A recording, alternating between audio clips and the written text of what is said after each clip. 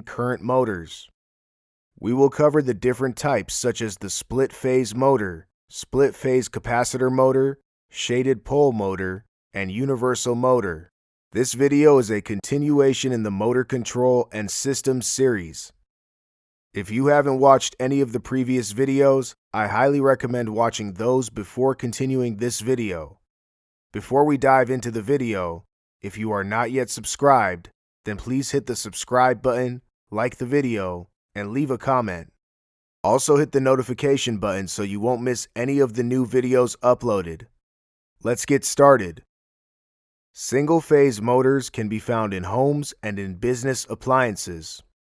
Single-phase induction motors operate on the principle of induction, just as a three-phase motor, except for the fact that they are not self-starting. They require an auxiliary means of starting, and once it begins running, it produces a rotating magnetic field. They can be started by mechanically spinning the motor and then quickly applying power, but they normally use some sort of automatic starting. They are classified by their start and run characteristics, and these motors can be found in three basic types: the split-phase capacitor, and shaded pole. The split-phase motor uses a squirrel cage rotor that is identical to that in a three-phase motor. They consist of two windings, one being the main winding and the other one being the auxiliary start winding, which is displaced in the stator 90 mechanical degrees from the main winding. The start winding produces a phase difference to start the motor, and when the motor reaches about 75% of its rated full load speed, the start winding is disconnected from the circuit by either a centrifugal switch or electronic solid-state switch. In the example provided, when the motor approaches its normal operating speed, the centrifugal force overcomes the spring force, allowing the contacts to open and disconnect the starting winding from the power source. The motor will then continue running through the run windings. These motors are simple in design, which makes them inexpensive and can be found in applications such as fans, blowers, and small saws. Split-phase capacitor motors have a capacitor connected in series with the start winding, which creates a phase shift of approximately 80 degrees between the start and run winding. This is substantially higher than the split-phase motor and therefore results in a higher starting torque. Like the split-phase motor, the capacitor start also has a starting mechanism, either with a mechanical centrifugal switch or a solid-state electronic switch. This disconnects both the starting winding and capacitor when the motor reaches about 75% of rated speed.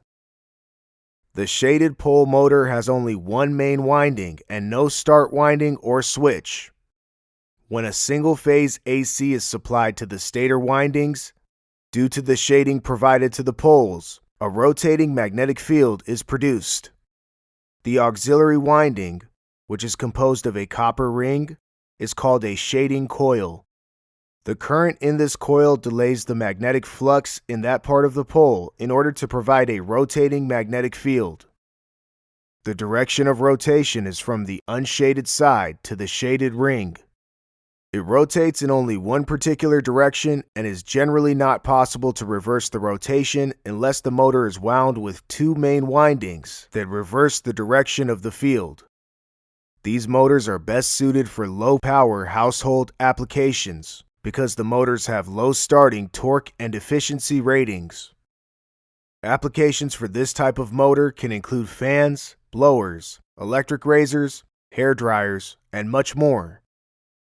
The universal motor is a single-phase series motor which is able to run on either AC or DC, and the characteristics are similar for both AC and DC. These motors are constructed like a series-type DC motor with a wound series field on the stator and a wound armature on the rotor. The field windings on this motor are connected in series with the armature windings. These motors run at lower speeds on AC supply than they run on DC supply of the same voltage due to the reactance voltage drop, which is present in AC and not DC. Both the speed and direction of rotation of a universal motor can be controlled. Reversing the direction can be accomplished by reversing the current flow through the armature with respect to the series field. Varying the voltage that is applied to the motor controls the speed of the motor. These motors are useful in applications such as blenders, vacuum cleaners, and hair dryers, where high-speed operation is desired. This concludes the video over single-phase AC motors. If you have any questions or comments, be sure to leave it in the comments section